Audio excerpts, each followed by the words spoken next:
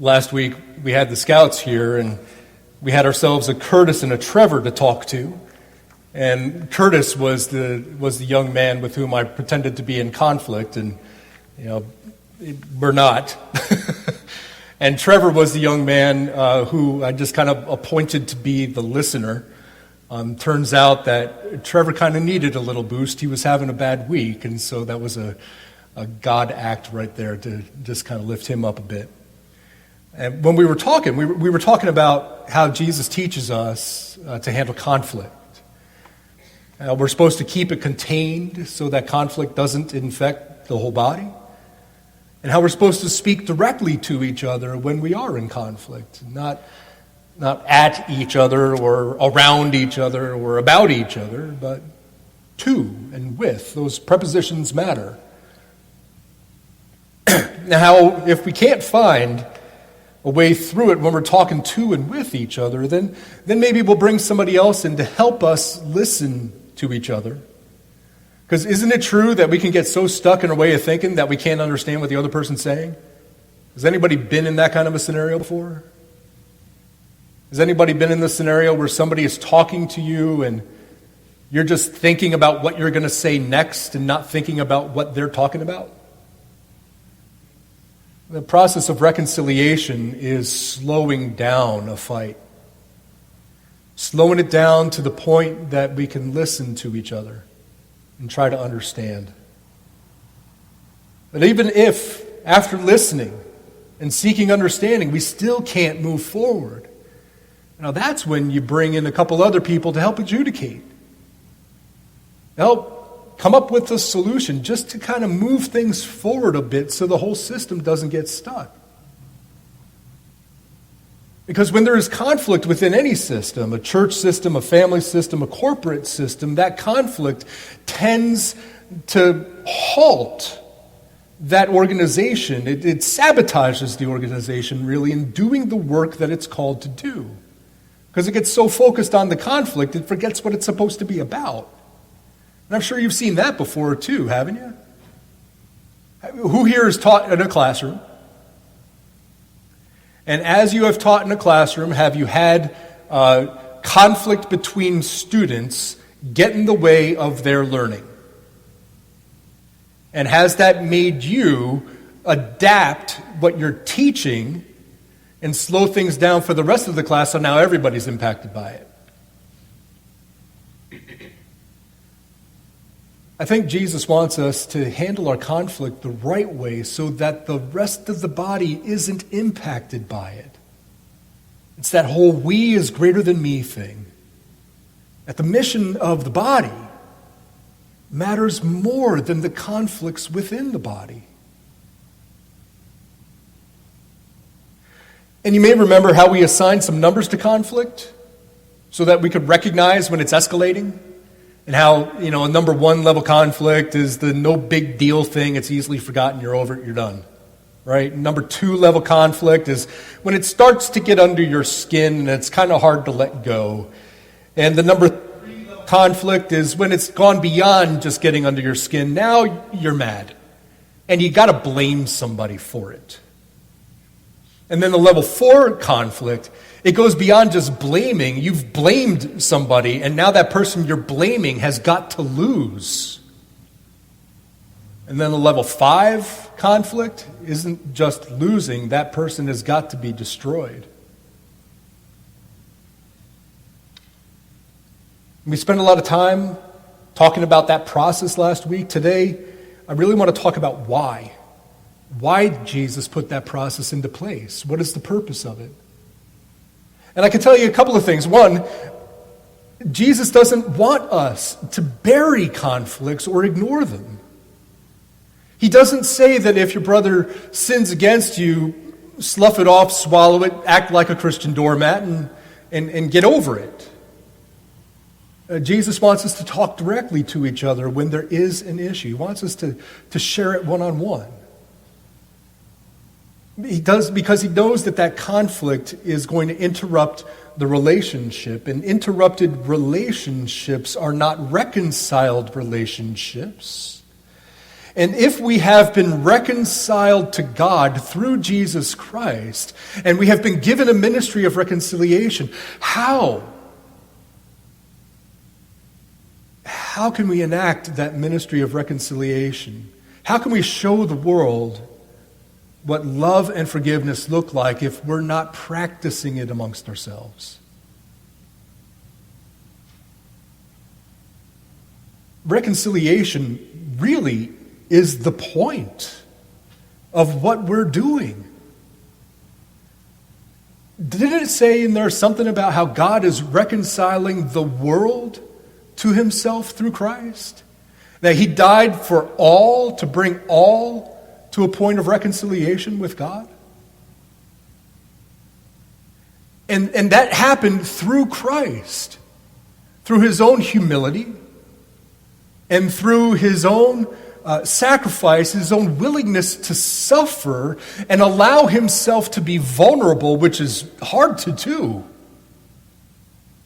Jesus went through that path in order to reconcile us to God and then give us the ministry of reconciliation. And so reconciliation is really the point of our faith.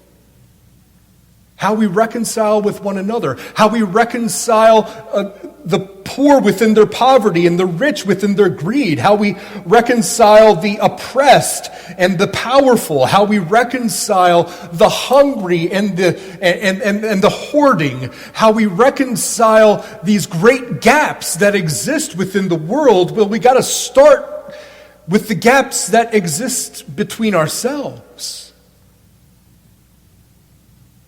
I remember that parable that Jesus taught. He gives a little bit to one guy and a little bit more to another guy and a little bit more to another guy. And the guy who got a little bit was scared and he buried it.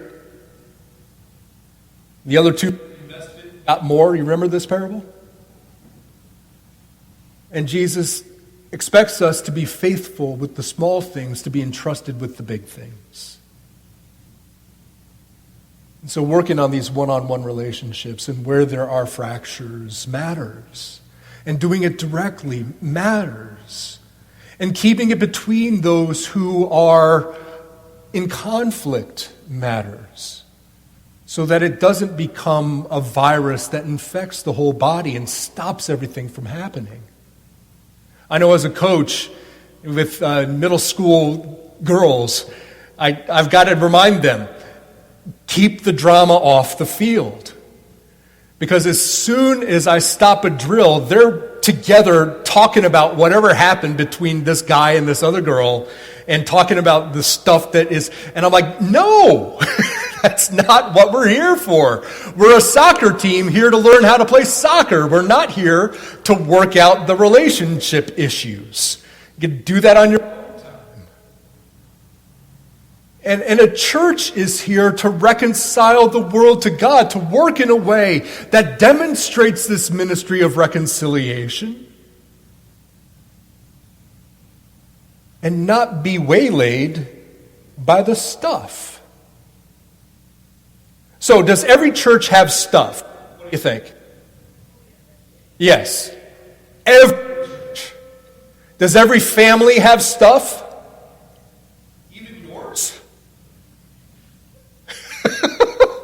Mine does.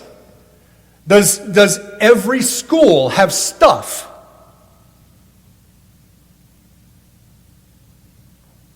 And within the family, within the school, within the classroom, within the corporation, they want you to stay focused on what your thing needs to be. And that's important. But here's a difference about how Christian reconciliation differs from the way other organizations seek to handle conflict.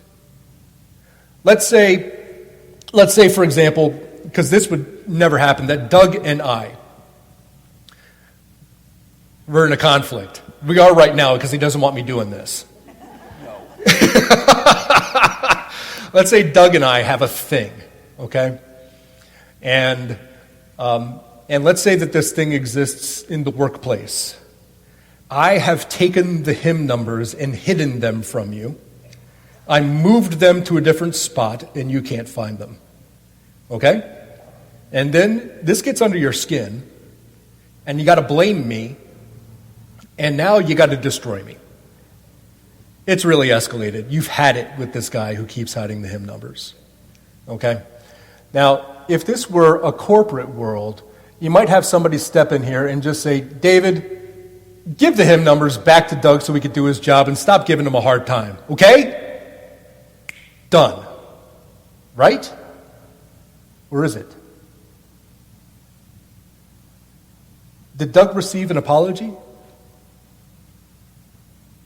Did I humble myself? Or did somebody just step in and say, act this way, and that's the way it's going to be? The difference between conflict, and that's conflict management, by the way. The difference between conflict management and reconciliation is that reconciliation, for one thing, it's harder. For another, it takes longer. For another, it requires things of people that they don't want to be necessarily, which is vulnerable and apologetic and humble. And it can be costly. Sometimes it can be the kind of a thing that you need to bring somebody in to help you through it. But in our culture, we don't prioritize reconciliation. In our culture, we're told that if it isn't working for you, just go somewhere else. Find something. Well, that's going to work fine for restaurants and dish soap. But that's not the way we're expected to act together as God calls us to be together. I mean, we have a lot of vows within our church structure that are intended to help keep us together and keep us focused on what our mission is. And you think about what these vows are. The vows, I think, are more than a promise. Wouldn't you say? You take a promise might be here, a good high-level kind of a thing you're supposed to rely on. A vow is supposed to be something up here. A vow is something that you build covenant community on. And a covenant is one that lives by covenant, so that even if I am being a jerk to Doug, by order of covenant, would continue to be a loving being toward me, even though I don't deserve it. A covenant says, even if you're not keeping your end, I'll keep mine. A contract is one that says, if you're not keeping your end, I'm not keeping mine. Debbie, wouldn't it be great if your contractor was a covenant contractor, not a contracted contractor? So that the covenant contractor would say, even if you don't pay, go ahead and move in the house.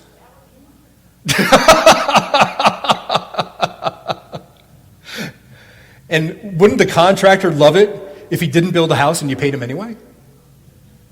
You would really like that. But that's not the way those things work. That's a business. In relationship, you got to be more reliable than a contract.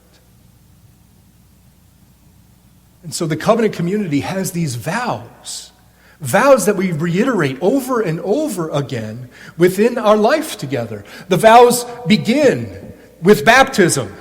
And didn't you love the way she was stirring her hands in the water this morning? I absolutely loved that playfulness with this image of the love of God, just immersing yourself and enjoying the love of God. I absolutely loved that. I thought it was great. But it starts here with parents who say that we will raise this kid in the faith and we're going to do it together with you. And then the congregation says, and we're going to support you in that. We're going to support this child in that. And then there's vows that we have when we become members.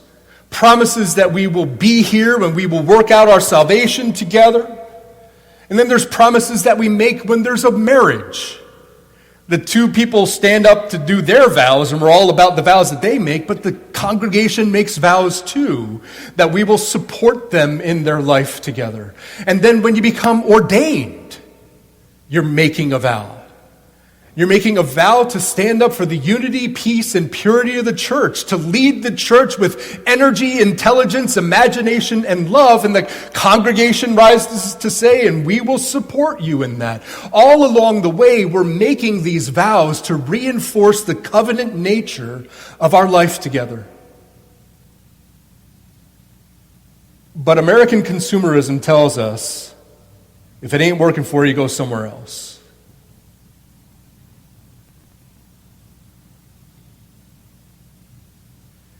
And I've got a problem with that.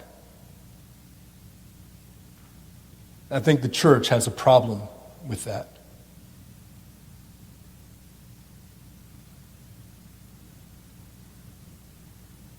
When we put me ahead of the mission of we, the mission of we becomes undermined. And difficult for the we to embody. And if there isn't reconciliation between people, then they tend to dance around each other and move apart and not spend time with each other, which makes it even more difficult for the we to do the work of we, because we're not sure that so-and-so can be present with this other person. We're not sure that we can do this thing because we're afraid of what this other person might say. I was pastor of a church where the leader in the church, the one to whom everybody adjusted, was never on session. Everybody was just afraid of her. And so whenever anything came up, the sometimes spoken but often unspoken question was, what will Yvonne think? Right, Autumn? She's like, oh yeah. What will Yvonne think about this? Will she like it? Okay, then maybe we can do it. Will she not like it? We're not doing it. Reconciliation, the point of reconciliation, is to take that which is broken and make it better than when it broke. And so the ministry of reconciliation needs to be undergirded by the practice of reconciliation. That's why. That's why it matters.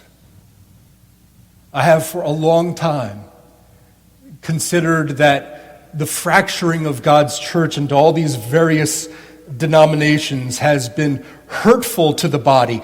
Not in the sense that there are many parts that all are supposed to work together to do the work of the body, because the eye can't say to the foot, because you're not an eye, you don't belong to me, right? Didn't Jesus say something like that? Isn't that in there somewhere, some Bible thing? Yes? Yes, it is. Believe me, it's there. The problem isn't necessarily that you've got all these various parts that are good at doing various things. The problem is that we don't work together. That we allow our differences to define us rather than what holds us together. The ministry of reconciliation is focusing on what binds us together.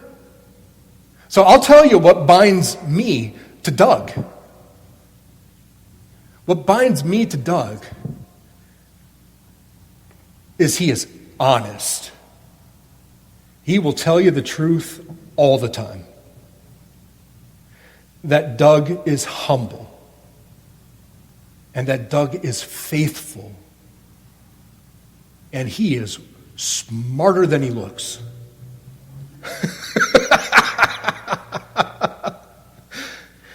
And I love that smile.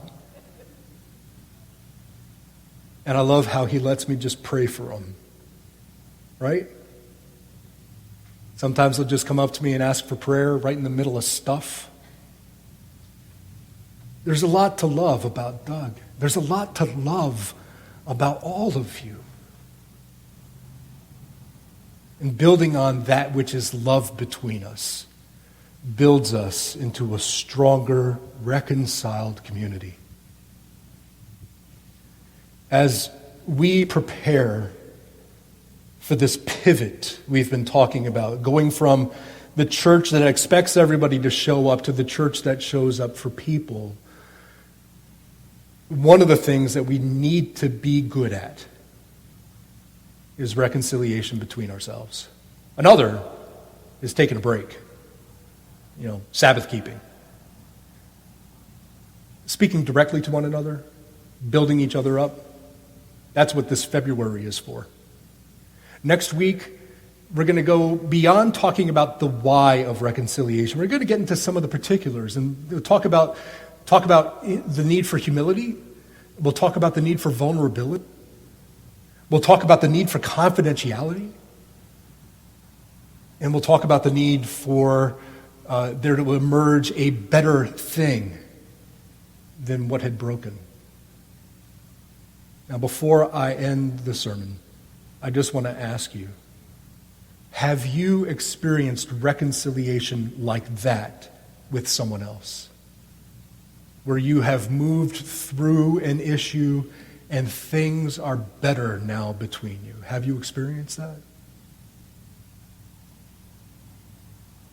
Yeah. In the name of the Father, and of the Son, and of the Holy Spirit. Amen.